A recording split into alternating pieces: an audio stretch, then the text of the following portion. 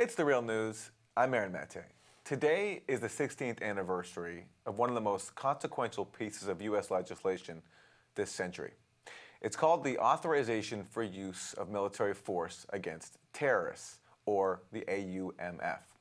Now, the AUMF was passed just days after the attacks of 9/11.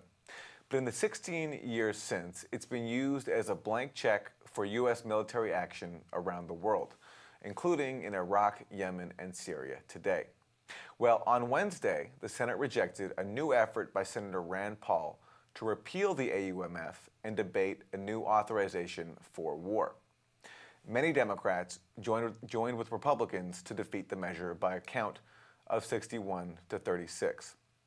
David Swanson is an author, activist journalist, and director of worldbeyondwar.org. David, welcome. Thanks, Aaron. Your thoughts on both this anniversary today of the AUMF and on the eve of it, a measure to repeal it being defeated in the Senate? Well, I think it's worth recognizing every time we hit this sort of anniversary that here we've, very quickly more than doubled military spending, kept it at close to that level, sending it up again if the legislation that's in Congress goes through, and we are much the worse off for it. The world is less stable. More people are dead. There are more enemies of the United States. There's more weapons proliferation, more terrorism. The wars are counterproductive and incredibly costly in every sense. And here you have a proposal in one house of the Congress, the other house wouldn't even give a vote on it, to end this, what you call a blank check for war after war after war, with at least a half dozen wars going right now, depending on how you count them. And the sum total of the senators who want to end the wars and simply want to reauthorize the wars in a different way, adds up to about a third of the Senate, which is absolutely disgraceful. David, at the risk of being naive, let me try to introduce a potential ray of hope, which is that when the AUMF was first passed 16 years ago, there was only one lawmaker in either chamber to vote against it. And now, at least with 36 voting for debate, that number is increasing. But on Barbara Lee, I want to play a clip of her because this week she urged her House colleagues to debate the AUMF, and in the hopes of what she wants to do is ultimately repeal it, as she was the only one again to oppose it 16 years ago. So here she is. While Congress has been missing in action, these wars have spiraled out of control, just as I feared.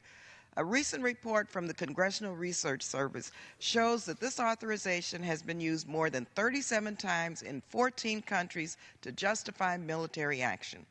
These include operations at Guantanamo Bay, warrantless wiretapping, and recent military actions in Libya, in Syria, Somalia, Yemen, and many more.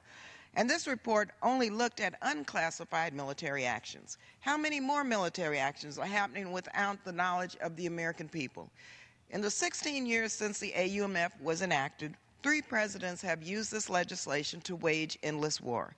And as long as this AUMF stays on the book, any president will be able to use this blank check to wage war anywhere, anytime, in perpetuity.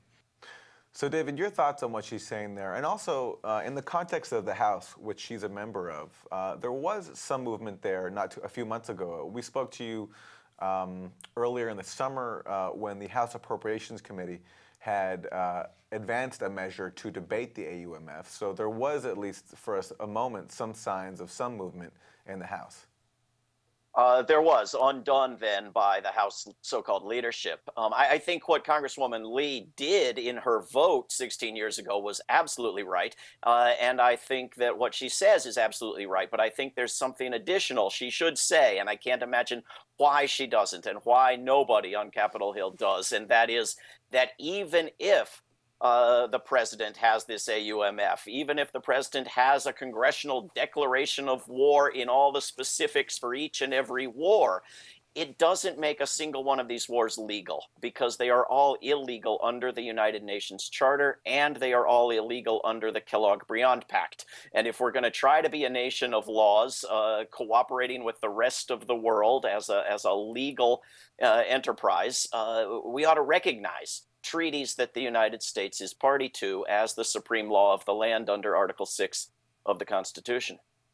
And all those countries that Congresswoman Lee mentioned there, I think the number was something like at least 37 times in 14 countries, if I recall her right.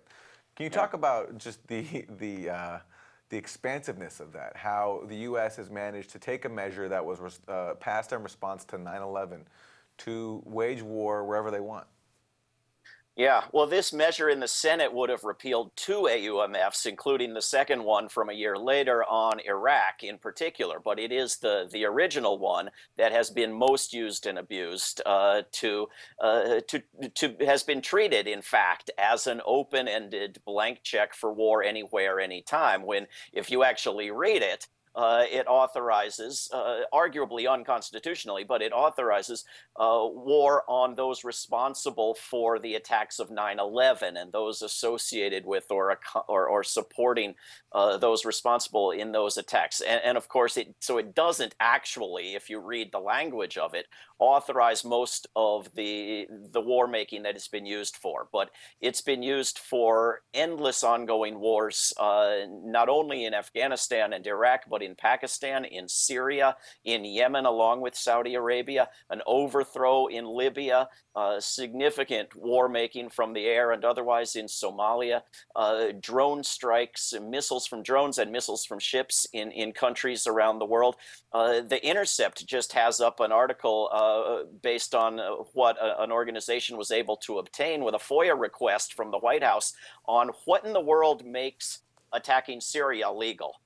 Because, the AUMF is not a good excuse for sending missiles into Syria.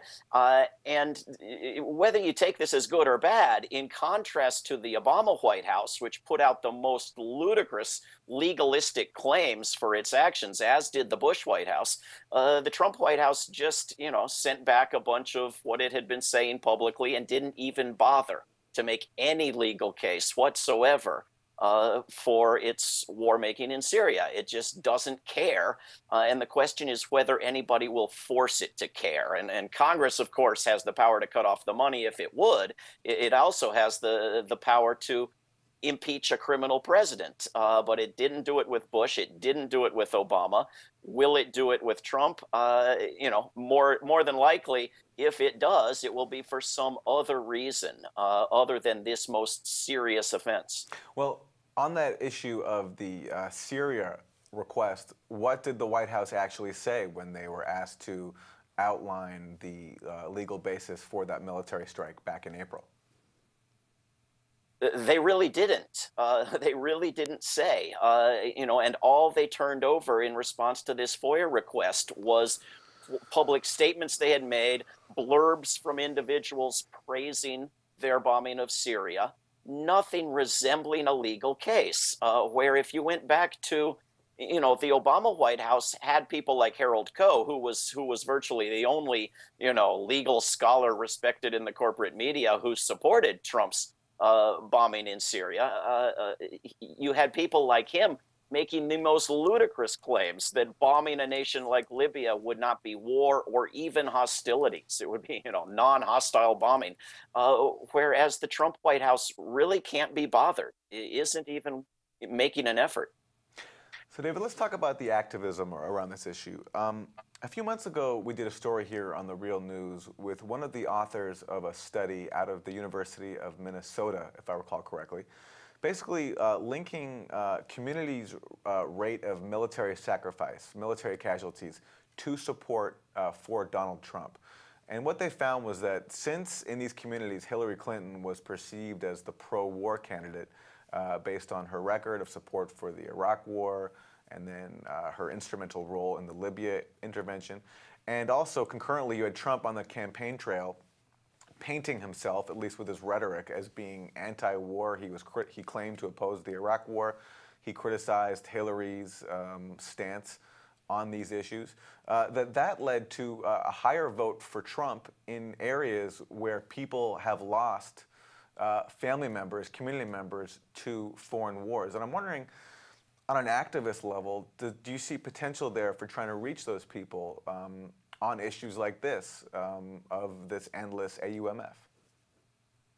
Well, I think it is striking that so many people were willing to vote for Trump despite or because of his criticism of past wars, past Republican presidents' war making, famous central causes of rhetorical defense for the Republican Party theretofore, including the war on Iraq. Was it more important to some people to back someone who from the right economically, or someone racist, or there could be good or bad reasons here, but the fact is that you have a huge chunk of the U.S. public that doesn't want wars, and even public opinion polls in support of, for example, bombing Syria will, in the same polls, say they want the war over quickly. They don't want any more of it. So, Trump, I don't think, was ever seen as an anti-war candidate, but he may have been seen as less of a war candidate than Hillary Clinton. And I think that was a reasonable conclusion. But if you looked at his denunciation of overthrows and, advocacy of fewer wars, combined with his pronouncements that he would kill families and destroy nations and steal their oil and fight wars for resources and invest in a larger military, quote unquote, rebuild the military, as every single senator said in the debate this week. We must rebuild the military constantly, year after year after year after year, as if somebody ever unbuilt it. That I think was the key factor in predicting where Trump would go. Anybody who wants more money in the military is going to give you more wars, whether they want them or not. So finally, David, in terms of the efforts to push back on this, what is going on in the activist community, the anti-war activist community these days? Are there any big events coming up that people should be looking out for? Well, millions of things. Worldbeyondwar.org is a good website. Resolutions still being passed against this budget shift of money to the military. But we do have a big conference coming up in Washington, D.C. Called No War 2017, War and the Environment, that brings together peace organizations and environmental organizations and activists and speakers to try to build a stronger movement together, given the incredible impact that war and war preparations have on the environment. And we're also doing a big flotilla of kayaks and boats to the Pentagon on the Potomac River, on the Pentagon Lagoon, with giant banners saying, not just no more wars for oil, but no more oils for war. The Pentagon is the top cause of climate chaos. And those are at worldbeyondwar.org. How's that going to work? I imagine the Pentagon might not look too kindly on a bunch of kayaks approaching its shore. Well, there is a lagoon just off the Potomac River, right in front of the Pentagon. You can see pictures of what we're going to do if you go to worldbeyondwar.org and click on the Pentagon Flotilla. And there is a marina with ships where people take their boats out into the Potomac River. And we can launch hundreds of kayaks and canoes there. And, it's not a risk arrest protest kind of event. It's a family-friendly event. We're just taking boats out in 4 feet of water with no current. You don't need any skills. You don't need your own boat. We have the kayaks, but just sign up before you show up, and do that at worldbeyondwar.org. Well, David, we'll be looking out for that, and we thank you for joining us. David Swanson, author, activist, journalist, director of worldbeyondwar.org. David, thank you. Thank you, Aaron. And thank you for joining us on The Real News.